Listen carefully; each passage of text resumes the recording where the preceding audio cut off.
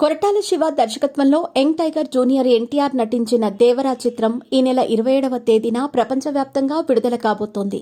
6 సంవత్సరాల తర్వాత తారక్ సోలో హీరోగా నటించిన చిత్రం కావడంతో దీనిపై అంచనాలు భారీ స్థాయిలో ఉన్నాయి. 26వ తేదీ అర్ధరాత్రి 1 గంట నుంచి ప్రత్యేక షోలు వేయనున్నారు. గత 5 సంవత్సరాల కాలంలో తెలుగు చిత్ర పరిశ్రమ ఏపీలో గడ్డు పరిస్థితి ఎదుర్కొంది.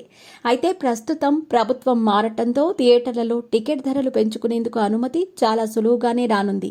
ఇటీవలే వరదలకు ఏపీకి తెలంగాణకు చెరో 50 లక్షలు ముఖ్యమంత్రి సహాయ నిధికి తారక్ ప్రకటించారు. ప్రస్తుతం తారక్ దేవరా సినిమాపై తెలుగుదేశం పార్టీ శ్రేణులు నెగటివిటీని వ్యాపింపచేస్తున్నారు. జగన్ ప్రభుత్వంలో చంద్రబాబును అరెస్ట్ చేసిన సమయంలో స్పందించకపోవడంతో పాటు కొడాలి నాని, వల్లభనేని వంశీలను నియంత్రించకపోవడం, అసెంబ్లీలో భువనేశ్వరిపై వైసీపీ నేతల వ్యాఖ్యలతో చంద్రబాబు కళ్లనీళ్లు పెట్టుకోవటం లాంటి సందర్భాల్లో ఒక్కసారి కూడా తారక్ నోరు విప్పలేదు, మౌనంగా ఉండిపోయారు. దాంతో టీడీపీ శ్రేణులు దేవరా చిత్రంపై తీవ్రస్థాయిలో నెగటివిటీని ప్రచారం చేస్తున్నాయి. దీన్ని ఎలా అడ్డుకోవాలో అర్థం కాని జూనియర్ ఎన్టీఆర్ త్వరలోనే ఏపీ ముఖ్యమంత్రి తన మామయ్య అయిన చంద్రబాబును కలవబోతున్నారు.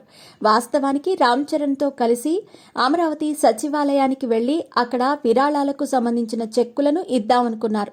అయితే హైదరాబాద్లోనే చంద్రబాబును కలిసి చెక్కులను అందజేస్తారని తెలుస్తోంది. ఈ సమయంలోనే సినిమాకు టికెట్ ధరలు పెంచుకునేందుకు అనుమతి కావాలని చంద్రబాబును కోరే అవకాశం ఉంది. ఈ సినిమాకు నిర్మాతల్లో ఒకరు కళ్యాణ్ రామ్ కాగా మరొకరు మిక్కిలినేని సుధాకర్. దీంతో టికెట్ ధరలు పెంచుకునేందుకు అనుమతి కోరాల్సిన బాధ్యత కూడా తారక్పై పడింది.